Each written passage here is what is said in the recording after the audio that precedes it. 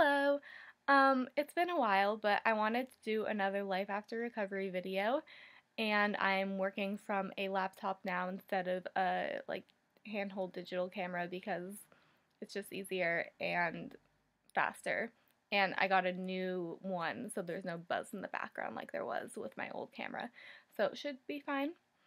Um, yeah, so I wanted to talk about triggers. It's something that's been happening with me lately and something that I've always really had to try and avoid and try and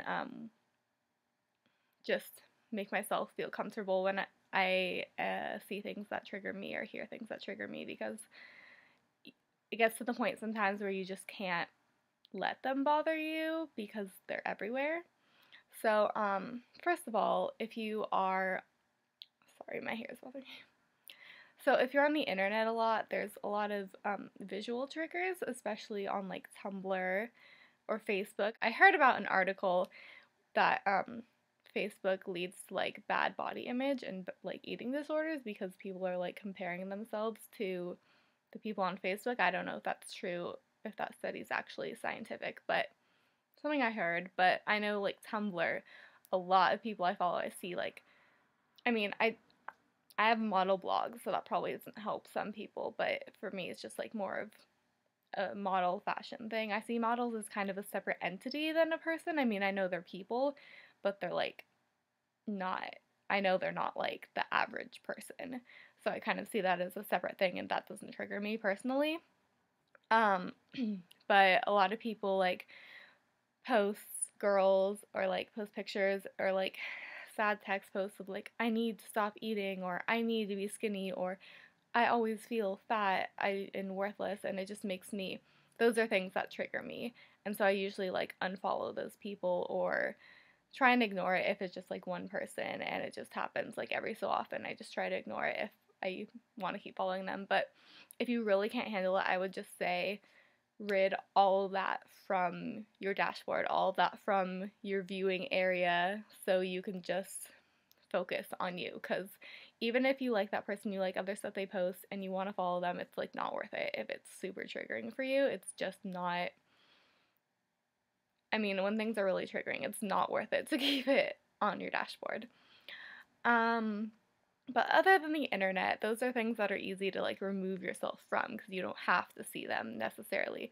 You don't have to be on there. Oh, something else I do for Tumblr is if you have Google Chrome, you can like have Tumblr Savior, which has like a blacklist of like things, like words you can put in that you don't want to see. So like I put like diet and thinspo and I think fitspo, just like things that if they're tagged with that, I won't see it because it has that word in it.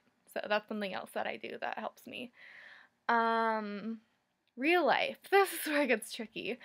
I'm sure a lot of you have friends or know some people who are constantly talking about or talking a lot about eating and dieting and just all that. And sometimes with some people it can get so consistent that it just becomes second nature to them.